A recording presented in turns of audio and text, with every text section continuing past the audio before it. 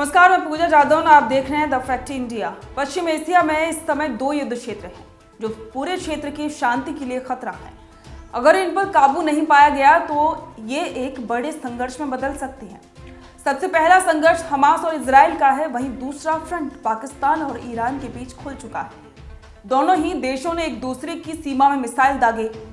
दोनों ने एक दूसरे को आतंकियों को ना रोक पाने में विफलता का आरोप लगाया।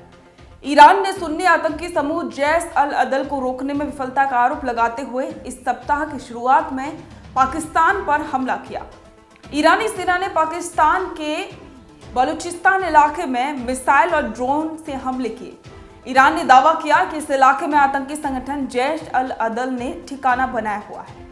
इस हमले के बाद पाकिस्तान और ईरान के कूटनीतिक संबंधों में भी खटास आ गई है। पाकिस्तान ने ईरान से अपने राजनयिकों को वापस बुला लिया और पाकिस्तान में ईरानी राजनयिकों के लिए अपने दरवाजे बंद कर दिए।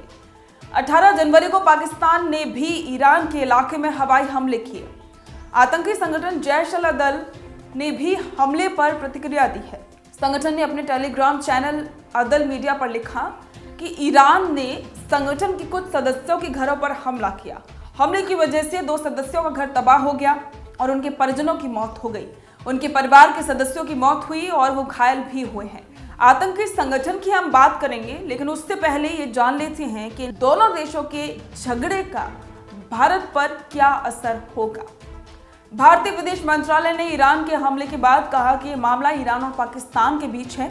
भारत की बात करें तो आतंकवाद के खिलाफ हमारी जीरो टॉलरेंस वाली नीति है। हम उस एक्शन को समझते हैं जिन्हें देश आत्मरक्षा में लेता है। ईरान के हमले ने भारत के उस पक्ष को फिर से मजबूत किया है जिसके मुताबिक पाकिस्तान आतंकियों का गढ़ है। एक बार फिर से इस हमले से दुनिया को पता चल गया है कि पाकिस्तान आतंकियों को पाल रहा है और उसके पड़ोसी इससे परेशान हैं। इससे वैश्विक नियामक एजेंसियों पर पाकिस्तान पर आतंकी वित्त पोषण से जुड़ी कठोर कार्रवाई करने का दबाव बनेगा। अब आपको बताते हैं कि क्या है जैश अल अदल। जैश अल अदल आतंकवादी संगठन है। साल 2012 तक इस संगठन का नाम जुंदुल्लाह हुआ करता था। संगठन का दावा है कि ईरान के सिस्तान बलूचिस्तान प्रांत में सुन्नी समुदाय के लोगों के अधिकारों की रक्षा करता है। ईरान दावा करता रहा है कि जैश अल अदल को पाकिस्तान में पनाह दी जाती है। इस आतंकी संगठन का नेता है सलाहुद्दीन फारूकी। वो साल 2011 से इस संगठन का नेता है। साल 2003 में अब्दुल मलिक रेगी ने जैश अल अदल की नींव रखी थी। काफी वक्त तक वो संगठन का नेता भी था। हालांकि साल 2010 में ईरान में गिरफ्तार कर लिया गया और फिर उसे मौत की सजा दे दी गई। जैश अल अदल अमूमन ईरानी सैनिकों को निशाना बनाता है।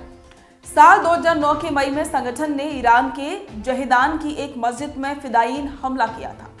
इस हमले में कम से कम 30 लोगों की मौत हो गई थी, जबकि 300 घायल हुए थे।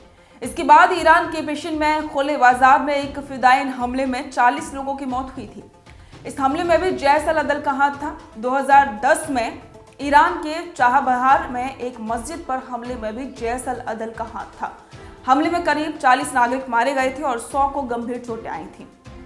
2019 में भी संगठन ने ईरानी सेना को ले जा रही एक बस में बम धमाका किया था, जिसमें 27 की मौत हुई थी और 18 घायल हुए थे। 2022 में जैश अल अदल ने सिस्तान बलूचिस्तान पुलिस थाने पर हमला कर लिया था और 19 लोगों को मौत की घाट उतार दिया था। अब तो आप समझ ही गए होंगे कि पाकिस्तान आतंकियों को पालता है। आपके इस पर विचार कमेंट करके जरूर बताएं। बने रहें द फैक्ट इंडिया के साथ। ताज़ा खबरों के लिए विजिट करें द फैक्ट इंडिया की वेबसाइट और डाउनलोड करें द फैक्ट इंडिया ऐप।